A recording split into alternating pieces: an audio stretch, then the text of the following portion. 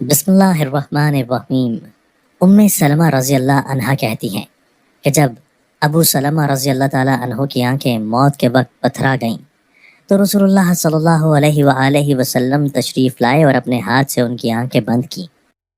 پھر فرمایا جب روح قبض کی جاتی ہے تو اس کی بینائی بھی روح کے ساتھ چلی جاتی ہے۔ ابو سلمہ رضی اللہ تعالیٰ عنہ کے گھر والے یہ سن کر سمجھ گئے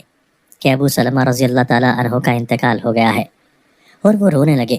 آپ صلی اللہ علیہ وآلہ وسلم نے فرمایا اپنے نفسوں پر بھلائی کے سوا اور کوئی دعا نہ کرو، اس لیے کہ اس وقت جو کچھ تمہاری زبان سے نکلتا ہے فرشتے اس پر آمین کہتے ہیں۔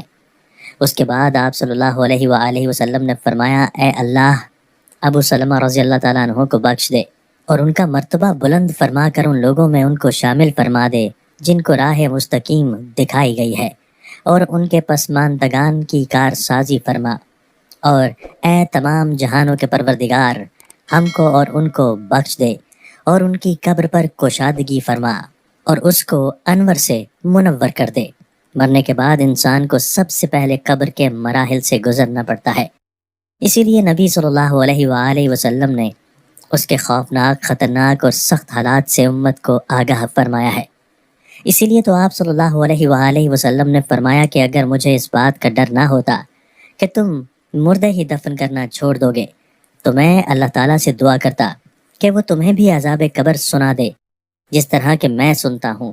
صحابہ کرام رضی اللہ تعالیٰ عنہ بھی قبر کے تصور سے لرزہ بر اندام رہتے۔ بے شک رسول اللہ صلی اللہ علیہ وآلہ وسلم نے ارشاد فرمایا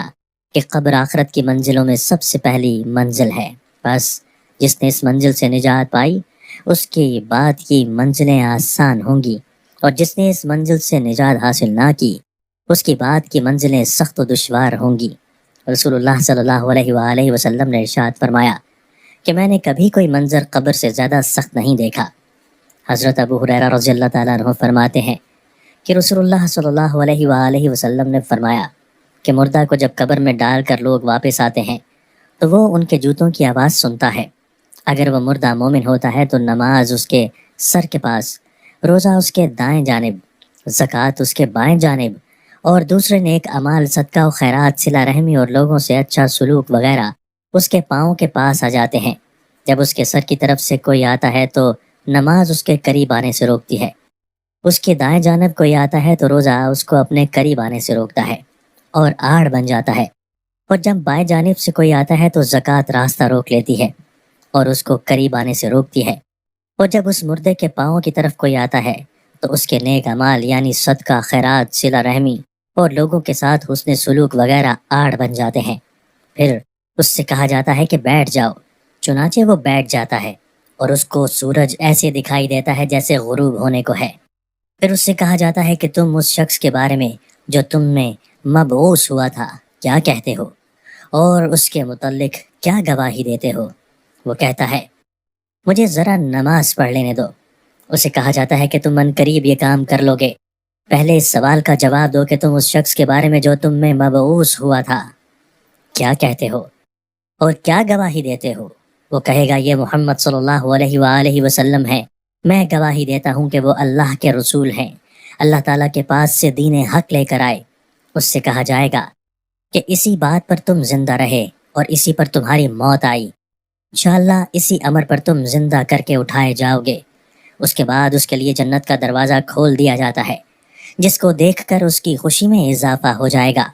پھر اس کے سامنے دوزخ کا دروازہ کھولا جاتا ہے اور اس کو کہا جاتا ہے کہ اگر تو نافرمانی کرتا تو دوزخ میں تیرا یہ ٹھکانہ اللہ نے تیار کیا تھا۔ اس کو دیکھ کر اس کی خوشی میں اضافہ ہو جاتا اور اس کے لیے قبر 70 ہاتھ کشادہ کر دی جاتی ہے اور منور کر دی جاتی ہے، اور دوبارہ اس کا جسم پہلی حالت میں لوٹا دیا جاتا ہے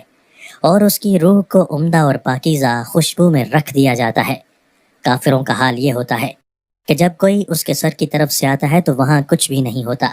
بائیں جانب سے آتا ہے تو اس کی طرف بھی کوئی چیز موجود نہیں ہوتی، پاؤں کی طرف سے آتا ہے تو اس جانب بھی کچھ نہیں ہوتا۔ اس کو کہا جاتا ہے کہ بیٹھ جاؤ، بس وہ خوف زدہ اور سہمے ہوئے بیٹھتا ہے۔ اس سے کہا جاتا ہے کہ یہ شخص کون ہے جو تم میں بھیجے گئے تھے؟ اسے ان کا نام نہیں سوچے گا، یہاں تک کہ اس کو بتایا جائے گا کہ وہ محمد صلی اللہ علیہ وآلہ وسلم ہیں تو وہ کہے گا مجھے نہیں معلوم، لوگوں کو کچھ کہتے ہوئے میں نے سنا تھا، چنانچہ میں نے بھی ان کی طرح کہہ دیا تھا۔ اسے کہا جاتا ہے کہ تو اسی بات پر زندہ رہا اور اسی بات پر تجھے موت آئی، اور انشاءاللہ اسی حالت میں دوبارہ زندہ ہوگا۔ پھر اس کے لیے دوزخ کا دروازہ کھولا جاتا ہے اور اس سے کہا جاتا ہے کہ دوزخ میں یہ تیرا ٹھکانہ ہے۔ اس کو دیکھ کر اس کی حسرت اور ہلاکت میں اضافہ ہو جاتا ہے۔ پھر جنت کا دروازہ کھولا جاتا ہے اور اسے کہا جاتا ہے کہ اگر تو فرما برداری کرتا تو جنت میں یہ تیرا ٹھکانہ مقام اللہ تعالیٰ نے تیرے لیے تیار کیا تھا۔ اس کو دیکھ کر اس کی حسرت اور ہلاکت اور بھی بڑھ جاتی ہے۔ پھر اس کی قبر اس قدر تنگ کر دی جاتی ہے کہ ادھر کی پسلیاں ادھر نکل جاتی ہیں۔ اللہ فرماتا ہے کہ جو شخص میری اس نصیحت سے اعراض کرے گا